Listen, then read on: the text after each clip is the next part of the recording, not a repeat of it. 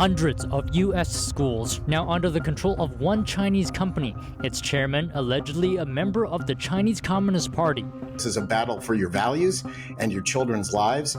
Rounds of new action making their way through Congress. Lawmakers on both sides of the aisle are pushing through one legislation after another with a goal in mind, countering the CCP's influence.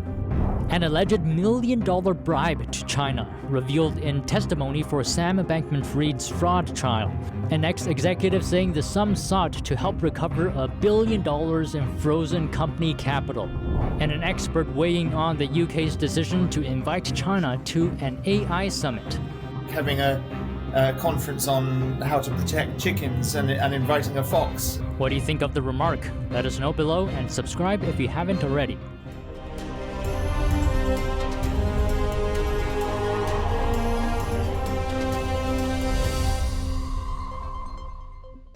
Welcome to China in Focus. I'm Don Ma in for Tiffany Meyer today. A foreign hand reaching deeper into the U.S. education system.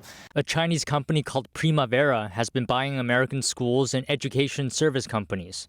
From test prep company Princeton Review to Tutor.com to a network of over 200 schools across the U.S. Sitting on top of the pyramid is Primavera's chairman, Fred Hu. Financial Times says he's a member of the Chinese Communist Party, whose company denies the membership. Americans need to be 100% concerned about a foreign entity buying up schools and influencing our children and our society. It's very serious. Before we zoom into Fred Hu's background, a closer look at what's under his company's control. Princeton Review is known for its private test prep courses and SAT guidebooks. Tutor.com, a tutoring company, has contracts with the U.S. military. It serves military members for free. Fred Hu's company also controls Spring Education Group, which runs over 200 private schools across the U.S. and Asia. But its Chinese ownership has sparked controversies. In New York, Spring Education controls a network of private schools called the Basis Independent Schools. In 2019, over 190 parents signed a letter sent to the school's leadership, expressing concerns about Chinese ownership. Spring Education also hit a roadblock in Florida. Governor Ron DeSantis suspended scholarships to 4 schools controlled by the company. That's over alleged ties to the Chinese Communist Party. In a statement, DeSantis said the Chinese Communist Party is not welcome in the state of Florida, adding Florida will not put up with any attempt to influence students with a communist ideology or allow Floridians' tax dollars to go to schools that are connected to our foreign adversaries. Casey Fleming, CEO of Black Ops Partners, sends parents a word of caution. Children are extremely moldable, malleable, right? And when you get children to set their values early on, then those values are very difficult to change. So what we're talking about is your family values are being overwritten and overruled in the schools, the tutoring programs, and so on. So you have to understand this is a battle for your values and your children's lives. Back to Fred Hu, chairman of the Chinese company Primavera, who advises Harvard and Columbia University and used to lead the Greater China region at Goldman Sachs. Back in China, he lectured at a Communist Party school and advised Chinese authorities. Hu is also a member of the CPPCC of Hunan Province, a political advisory body. We can't buy anything in China. Why do we allow the Chinese Communist Party, underscore communist, to buy land, schools, educational platforms, hospitals, so on? Write your congressman. This is squarely on your shoulders and in your living room. NTD reached out to Primavera and Spring Education Group for comment, but did not hear back before airtime. A string of bipartisan actions against China coming from U.S. officials. First, a rare green agenda backed by Republicans. The Senate GOP is leading a first-time proposal linking climate policies to trade called the Foreign Pollution Fee Act. It would impose import fees on high carbon emitting countries, particularly China, specifically to make the communist regime compensate for not enforcing environmental regulations. Speaking of defense, legislation targeting national security is also on the table. The Protect Our Bases Act allows the Foreign Investment Committee to review foreign land purchases near U.S. military bases. Experts say China has been buying American land with the goal of damaging critical U.S. infrastructure. Zooming on the world's smallest technology, lawmakers are seeking answers from the Biden administration on how they plan to deal with China's use of open chip design. RISC-V technology can be leveraged as a crucial component in products ranging from smartphones to advanced AI processors. The concern here is that Beijing might use the design to achieve dominance over Washington, putting U.S. national security on the line. And look up, views of Chinese drones could disappear from U.S. skies under the newly proposed American Security Drone Act. Government or private entities would be barred from using federal funding to buy drones made by China, owned or affiliated companies. Aside from public funds, watch out for your own wallet too. Everyday spending on things like groceries, security cameras, and even seafood might be funding the CCP's human rights abuses without your knowledge. Retail giant Costco is facing scrutiny from the Congressional Executive Commission on China. That's for selling products allegedly tied to the regime's forced labor and surveillance in the Xinjiang region. Other than legislation, lawmakers agreed that federal funding should not benefit China. In a 61-36 vote, the Senate approved an amendment to that package that would stop the use of funds that benefit China-based entities or their subsidiaries. And lastly, South Africa. The nation's garment industry is hanging by a thread. That's as the U.S. Congress still deciding whether to renew a trade initiative set to expire by 2025. The African Growth and Opportunity Act has received bipartisan support since the beginning. Lawmakers say it's critical to countering China's influence in Africa. Indo-Pacific countries are finding themselves stuck between China and the United States. But U.S. Treasury Secretary Janet Yellen says they shouldn't have to choose sides.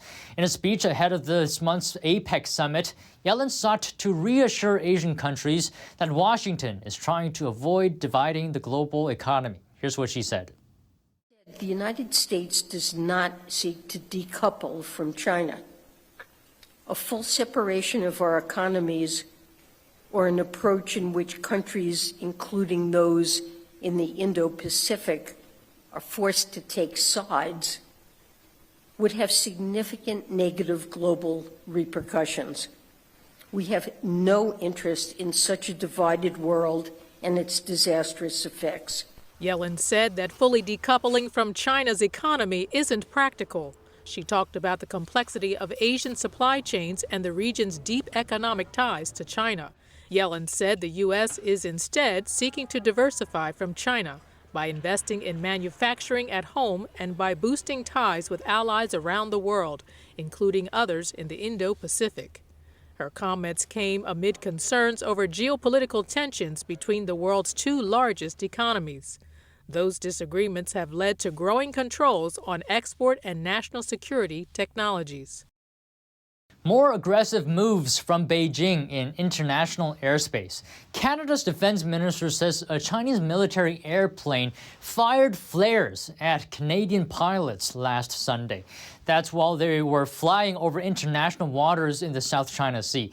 He called Beijing's move reckless and said it risked downing the aircraft. The incident marks the second of its kind in just 2 weeks.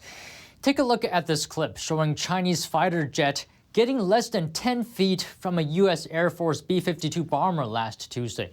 The U.S. military warned the plane used uncontrolled excessive speed flying below and in front of the B-52 and nearly caused a collision. 4 weeks on trial, naming Sam Bankman-Fried guilty of stealing billions of dollars Thursday. But reports say there's more to the case than fraud and money laundering, and it's tied to China. Bankman-Fried is the founder and CEO of cryptocurrency exchange FTX and linked crypto trading company Alameda Research. According to testimony from ex-Alameda CEO Caroline Ellison, Bankman-Fried allegedly directed staff to deliver a bribe, quote, in the ballpark of $100 million to Chinese state officials. It happened in 2021. To grease the wheels for the return of $1 billion in Alameda trading funds. Beijing had frozen the cash months prior as part of a money laundering investigation. Ellison said the funds made up a substantial amount of the company's trading capital at the time. After the freeze, a team was put together to recover it, including Ellison and 2 staff members with, quote, connections to China. The bribe came after several failed attempts to get the money back. Some staff members reportedly objected to the idea, but were told to stay quiet. Ellison testified that the company did quietly recover the funds after nearly a year. Bankman-Fried did not face bribery charges during the trial. He now faces up to 110 years in prison for stealing from FTX customers and defrauding Alameda lenders.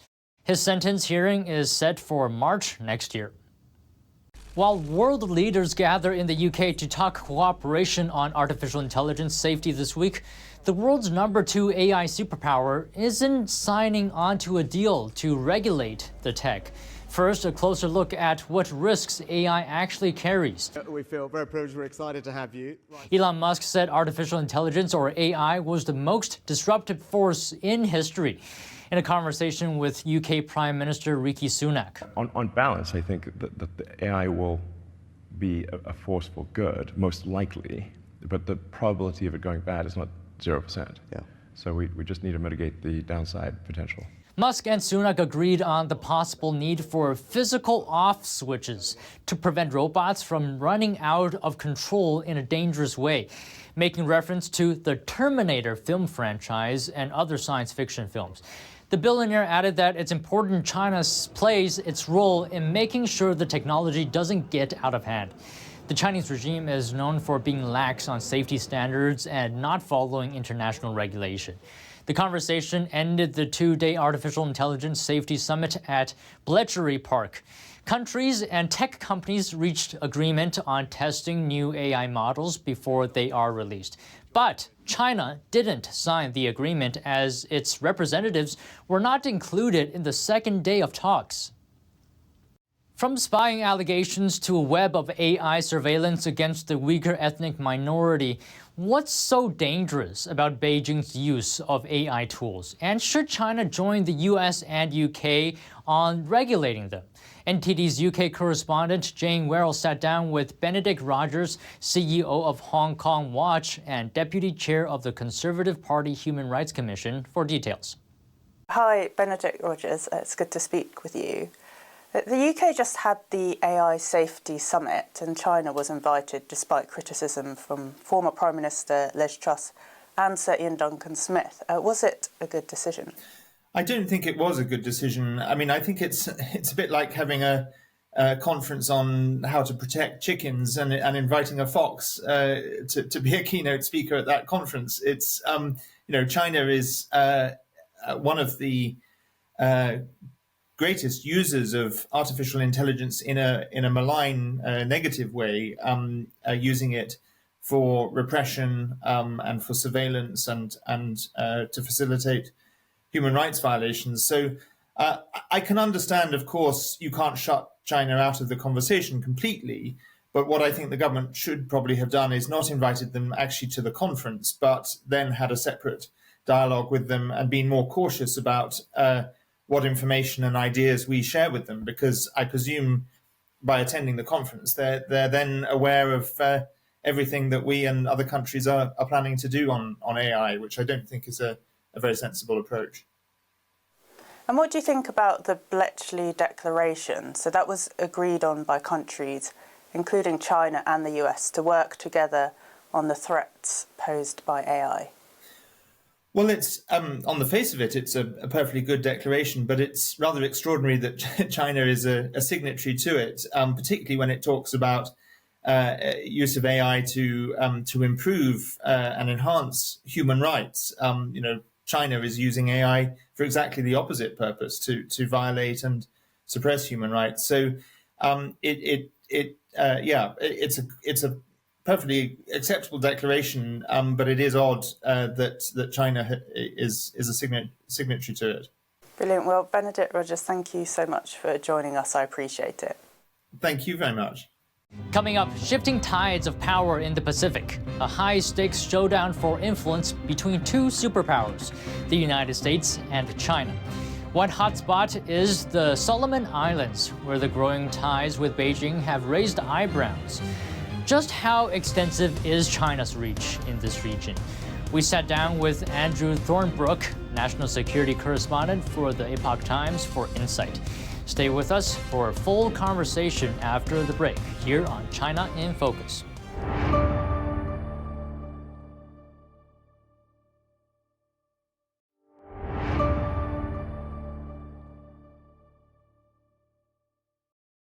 Coming up, shifting tides of power in the Pacific. A high-stakes showdown for influence between two superpowers, the United States and China. One hotspot is the Solomon Islands, where the growing ties with Beijing have raised eyebrows. Just how extensive is China's reach in this region?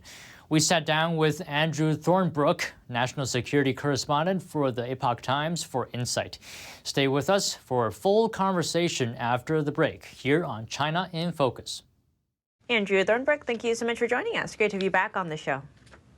Oh, thanks so much for having me, Tiffany. There's a battle for influence there in terms of the Pacific Islands between China and the U.S. What is the importance of these islands to the U.S.? In the event of conflict, or even when trying to deter conflict with China, the United States' ability to project power against China will fundamentally be reliant on regional allies in the Pacific Islands, across the whole Indo-Pacific, really, stretching from Australia and India to Japan and everything in between. So these are really of immense importance to the United States' ability to be able to just move freely throughout the region. And speaking of that, the Solomon Islands has been making waves with their growing ties with Beijing, and given their proximity to Australia, you actually have a piece out on this. Tell us how deep China's infiltration is on those islands. It's deep. I did just indeed speak to a Minister of Parliament from the Solomon Islands, Peter Candelaria, whose father was previously Prime Minister, and he himself serves as the chair of the Foreign Relations Committee there. And, it's pretty bad to hear it from him. The influence has spread beyond just, loans and things like this and contracts for vital infrastructure, particularly 5G infrastructure. It is now spreading into the culture. So China has actively sent workers for many years now to essentially have Chinese workers build Chinese infrastructure in the Solomon Islands, and then also marry into the local population. And so over the course of just a very short period of years, we've seen an immense shift in public opinion towards being fairly negative towards communist China, towards being more positive and more anti-U.S. And that's one of the things they're dealing with now, is kind of this battle of hearts and minds, is the phrase he used, to try to caution people against gifts from the Chinese Communist Party, as it were. And now in terms of some good news, a different island, Kiribati, is actually swinging back in favor of the West. They're also leaving China's Belt and Road Initiative. Now, last week, the U.S. and Australia announced that they'd help rebuild a wharf there. What is Kiribati's importance to the U.S.? Yeah, so Kiribati is an interesting situation. It's historically, we've had on-again, off-again ties, as did China. China recently looked like there was going to be a warming there in 2019, around the same time they pushed into the Solomon Islands. But now I think Kiribati's turn away from Beijing, it's not as firm as we would like, but it's beginning to turn away from Beijing, as many nations throughout the world do kind of shun the Belt and Road Initiative, having realized that China doesn't really have the money it says it has to invest freely. It also has a lot of strings attached in terms of wanting security agreements with the nations it does business with, the ability to station security troops there, which we now know from ports like those in Greece and elsewhere, that those are actually actively used by the regime throughout the world to collect intelligence. So I think it's just been, in the last few years, a real awakening to just how pervasive the threat from the Chinese Communist Party is, and how they use even just the smallest presence in a nation like Kiribati to really negatively impact the local population to their own benefit. And it seems part of the greater concern here is not just an invasion of Taiwan by Beijing, but the influence or presence of China getting closer to the continental U.S. How do you see these island nations playing out in that kind of battle of influence? Yeah, so I think right now we have to really struggle to not simply view the islands as point of influence between the United States and China. And this is what I talked to Mr. Kinaloria about quite a bit off the record, both on and off the record, is just this idea that these smaller nations have a lot to gain from both China and the United States in terms of the economy. And both the United States and China very much want to be able to leverage their alliances and want to be able to leverage the geography of those locations to their advantage in competition with one another. But if the United States is going to have a lasting presence and a lasting relationship with these nations, we need to push beyond just viewing them as sort of a means to an end with our competition with China, and really try to invest in them the way that they want to be invested in. I think that's one of the silver linings of this mammoth national security supplemental we've seen from the Biden administration, right? Is that it offers $2 billion to create new lending programs internationally that would essentially give alternatives to these smaller nations like Kiribati, so they don't have to borrow from these incredibly predatory lending schemes from China. And so I think that's an area where we could do better, but we are definitely trying to make strides there. And how much of that comes down to diplomacy in terms of dealing with the people of these nations? A lot of it. You know, I think if there's any critique we might have of the United States approach thus far, it's that it's been incredibly heavy on the military side. And the fact is we need a lot more diplomacy, a lot more intelligence sharing, perhaps a lot more economic cooperation. You know, these nations are going to be won over in the long term by the system that they feel they'll be best represented by and treated most fairly by. Right now, we're seeing the U.S. gain the upper hand because they're seeing that China is promoting an unfair system. They're promoting debt trap diplomacy. They're, promoting these underhanded means of getting security agreements into various contracts. The United States just needs to show up and allow these countries to behave the way that they want to behave within the norms and rules of the international order, and I think that'll win the day. Andrew Thornebrooke, Exactly. Thank you so much for your time. Thanks so much for having me, Tiffany. Great to be here. That's all for today's China in Focus. I'm Don Ma. If you have any feedback on the show or have something you would like to see us cover, send us an email at chinainfocus@ntd.com. We'd love to hear from you. Thanks for watching. Have a great weekend.